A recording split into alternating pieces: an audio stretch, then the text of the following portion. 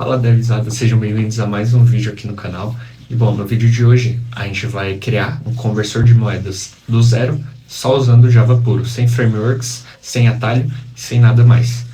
Esse projeto é muito eficiente para quem está começando a aprender Java e até mesmo para quem já está evoluindo, por conta que a gente vai treinar ali um pouco de regra de negócio, entrada de dados, exibir resultado na tela para o nosso usuário também. O nosso programa, ele basicamente vai funcionar, o resultado final dele, a gente vai escolher a moeda de origem, então, por exemplo, real, vai selecionar a moeda de destino, como dólar ou euro, vai digitar o valor que a gente quer que seja feito essa conversão, e por último a gente recebe o valor já feito a transferência. Você pode até mostrar os dois valores, o antes e o depois, do jeito que você preferir, mas a ideia é basicamente isso. Então, sem mais enrolações, bora codar.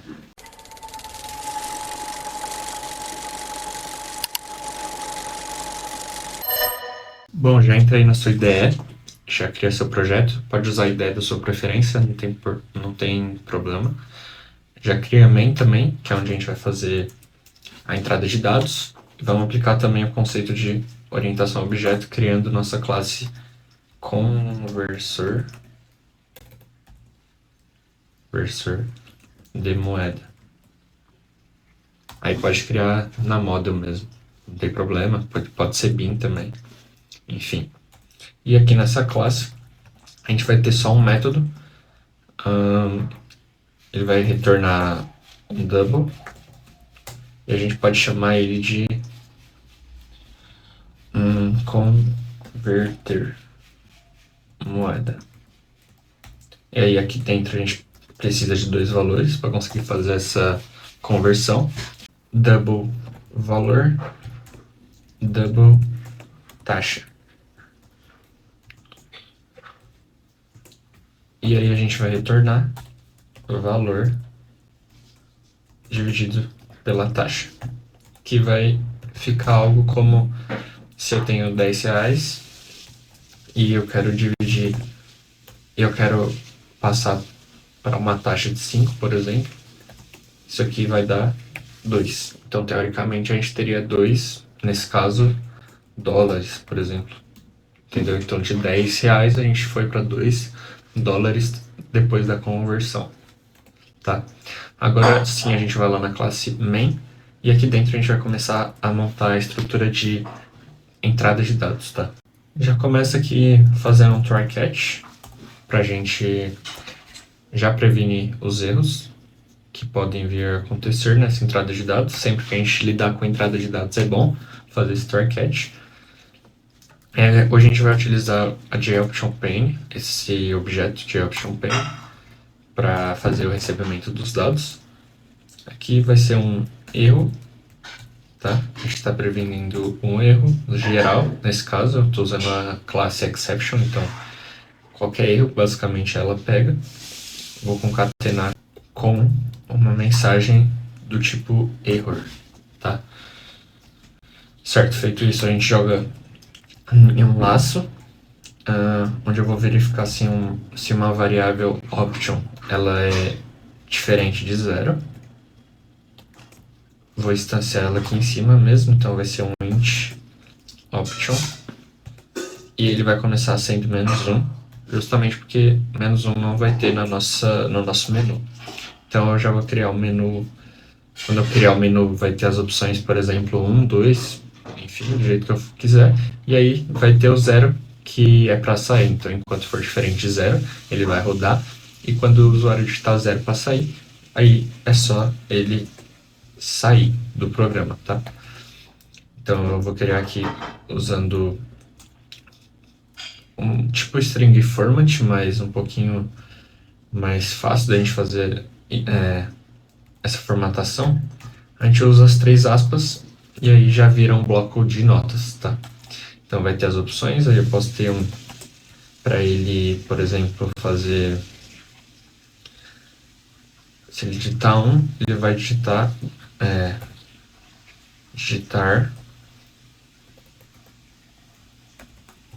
valor. 2 pode ser o escolher moeda de origem.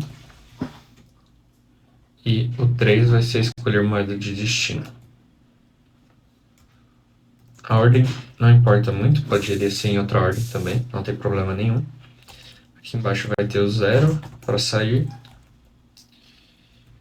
E acredito que seja isso. Agora a gente vai verificar qual é a escolha dele. Pode ser usando o option. Então a gente vai fazer um option, usar o objeto integer, o método parseInt, jogar o JOptionPane aqui dentro com o showInputDialog para receber o dado dele, a resposta. Então aqui a gente vai falar, na verdade aqui a gente não fala nada, né? A gente só imprime o menu aqui e aí a gente já consegue receber o que ele digitar, beleza? Com isso a gente faz um switch case desse option e aí vai começar a verificar qual foi o caso que ele escolheu. Então, se for o primeiro, a gente vai fazer algo e vai dar break. Se for o segundo, a mesma coisa. Terceiro, a mesma coisa. Aqui no 0, a gente vai imprimir um JOptionPane.showMessage e falar pode ser um obrigado pela interação, por exemplo. Aí aqui a gente pode falar informação e usar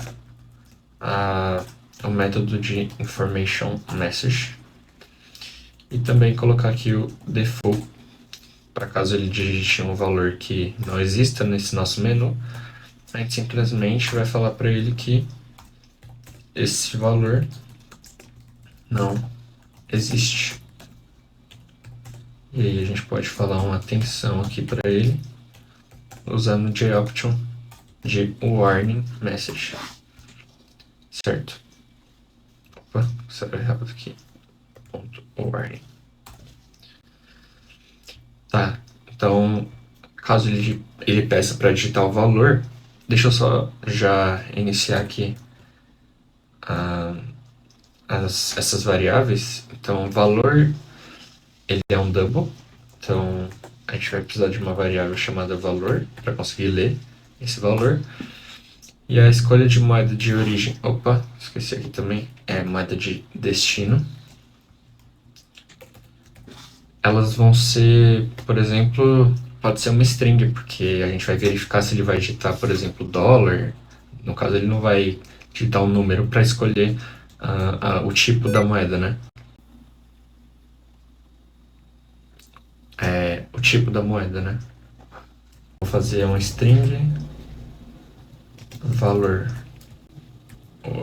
desculpa, moeda origem e moeda destino, tá? E a gente pode criar taxas fictícias só para que pareça algo dinâmico, mas caso você queira realmente fazer algo dinâmico, é possível também. Se você fizer a utilização de alguma API aí de moeda, você já consegue pegar os valores sempre atualizados e fica bem dinâmico isso aqui, mas nesse caso a gente vai fazer só um double, por exemplo, taxa dólar igual, e aí a gente pode ir lá ver quanto tá a taxa de dólar e passar aqui. Vou fazer uma taxa de euro, uma taxa de libra e a taxa de reais também, tá? E aí eu já volto com elas aqui feitas.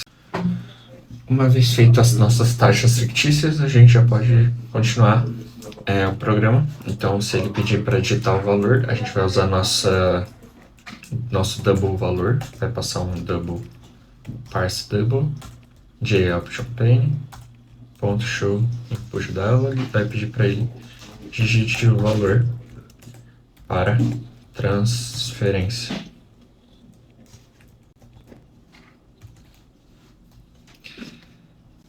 E aí a gente vai dar o break para que ele volte aqui para as opções novamente, tá? Então a gente só vai pedir para digitar o valor, vai ler esse valor e aí já vai guardar nessa variável valor aqui, para que a gente possa utilizar ela depois, tá? Então, beleza, digitou o valor para a transferência, subiu. Agora, provavelmente, ele vai digitar, vai escolher moeda de origem. Então, a gente vai pegar a moeda origem, vai pedir para ele digitar a moeda de origem. A mesma coisa aqui, só que a moeda de destino.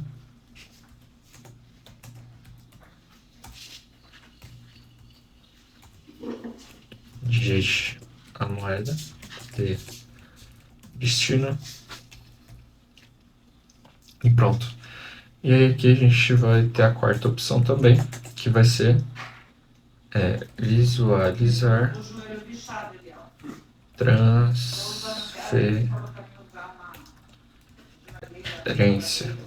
E aí ele vai poder visualizar como foi feita essa transferência e a gente já vai formatar bonitinho para que fique certinho aqui essa exibição para o usuário. O que o usuário vai querer ver quando ele pedir para visualizar a transferência? A gente pode falar aqui na mensagem. A gente pode mostrar aqui concatenando. Vamos botar um string format. E aí a gente pode passar dados de conversão. E aí a gente dá um /n aqui. E como seria esses dados de conversão? A gente pode mostrar, por exemplo, o valor inicial é um double, então pode dar um 2f, que aí ele vai mostrar duas casas depois da vírgula. Pode ter também moeda. Na verdade que eu já vou concatenar direto. Moeda de origem, provavelmente a pessoa, o usuário vai digitar corretamente, então valor inicial, vamos supor 2, e a gente já concatena com reais. Então, R$2 a gente pode colocar aqui um S. E aí, quando a gente concatenar, fica mais ou menos isso aqui, ó, o valor, que vai ser o valor inicial. E aqui do lado a gente coloca a moeda de origem.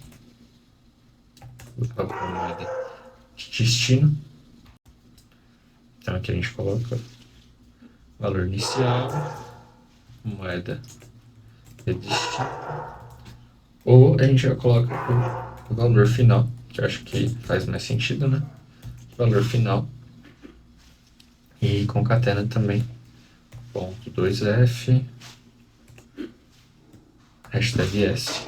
E aí, em vez dessa moeda de destino, vai entrar outra variável aqui no meio, que nesse caso vai ser a de conversão, né? Então a gente vai chamar lá, agora a gente tem que instanciar a nossa classe lá do conversor. Então conversor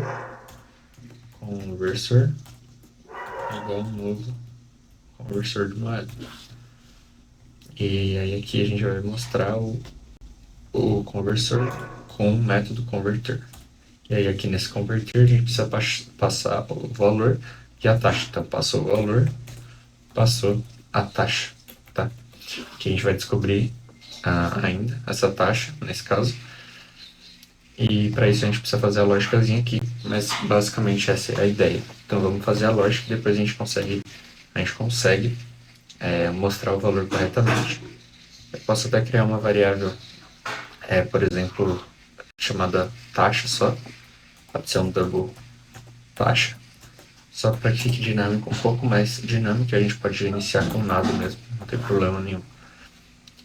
E aí fica dinâmico que na hora que a gente fizer a verificação, a gente joga tudo para dentro dessa taxa, tá?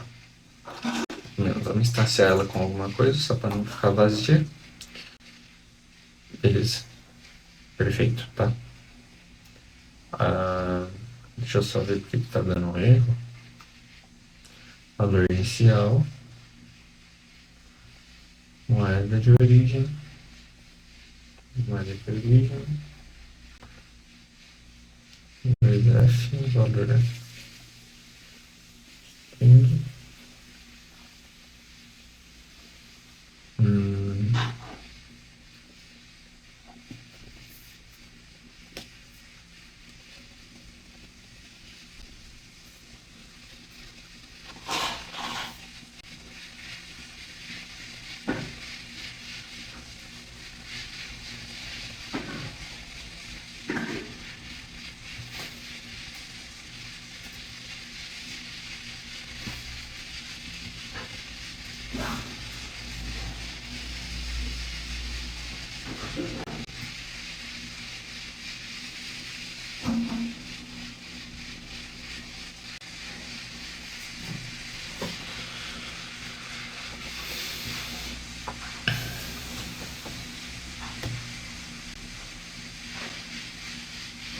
tá.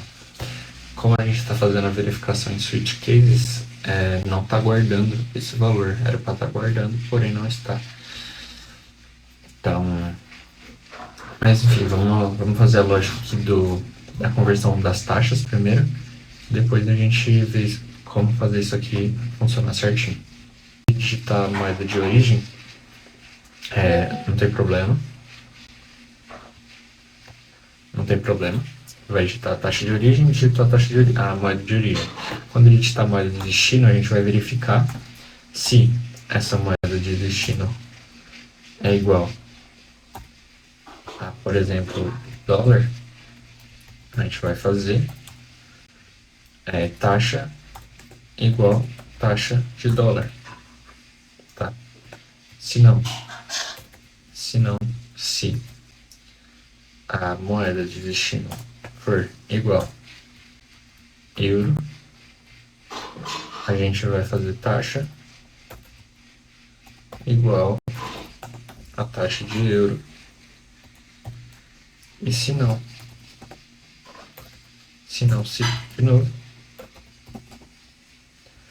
moeda de destino for igual a libra, libras, coloquei libra mesmo, aí a gente vai pôr a taxa igual a taxa de libra. Se não for nenhuma dessas, a gente só retorna taxa igual a 0, por exemplo. Tá, como a gente está usando o switch case, não está guardando os nossos valores, mesmo instanciando aqui fora, não tá guardando. Tá vendo que a gente está lendo aqui, digita o valor para a transferência, leu o valor, tá lendo, mas a gente não está aceitando esse valor em nenhum lugar.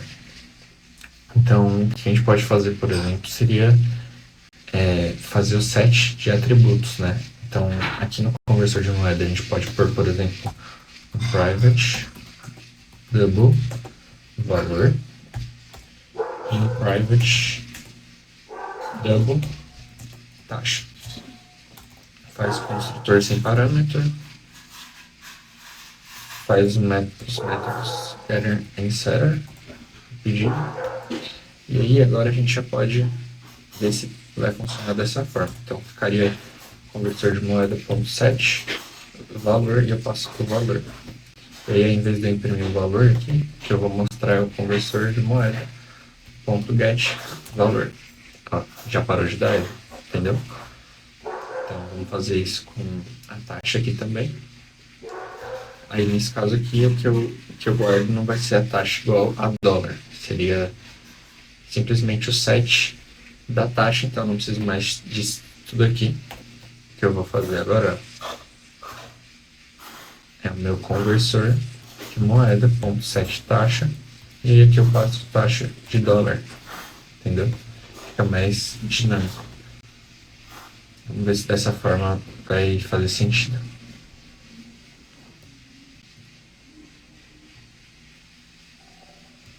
Poderia fazer o set da taxa também, não tem problema, do jeito que estava. Funcionaria também. Aqui a taxa de libra e aqui a taxa de euro. Vou fazer os atributos de moeda de valor de destino também, para manter as duas práticas. Então vai ser a string moeda origem, string, moeda destino. Só fazer os getter and setter, não precisa do construtor lá. Agora a gente vai setar. Então moeda de origem vai ser aqui conversor de moeda.set moeda de origem, passa moeda de origem. E aqui, em vez de imprimir moeda de origem, vai ser o conversor.get moeda de origem. A mesma coisa aqui. Vai ser o conversor.get moeda de destino. A gente faz o set, cadê? Da moeda de destino. Cadê? Moeda de destino. Antes da gente fechar o programa, a gente pode fazer o conversor.set moeda de destino, moeda de destino. Como eu tinha falado, a gente poderia fazer também o conversor.set da taxa e passar a taxa aqui fora, entendeu? Então, daria para fazer dessa forma também, funcionaria da mesma forma. Aqui nesse valor está dando erro, e na taxa a gente não tem mais essa taxa. O que a gente precisaria passar seria o conversor.get taxa, para ele conseguir fazer isso aqui. E o valor, a mesma coisa, vai ser o conversor.get valor. Bom, sem erro de sintaxe, mas agora, se não funcionar, a gente sabe onde está o erro, provavelmente entre o computador e a cadeira, beleza? Vamos rodar isso aqui para ver se vai funcionar.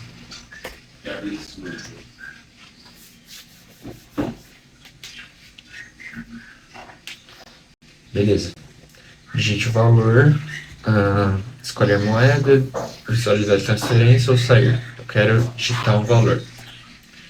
Digite o valor para a transferência. Eu vou digitar 200, quero transferir R$200. Agora eu quero escolher minha moeda de origem, quero real mesmo. Escolher moeda de destino. A gente vai transferir isso aqui para dólar. Essa vai ser minha moeda de destino. E agora eu quero visualizar a transferência. O que eu disse? Sempre que não tem erro de sintaxe, a gente acha onde está o erro.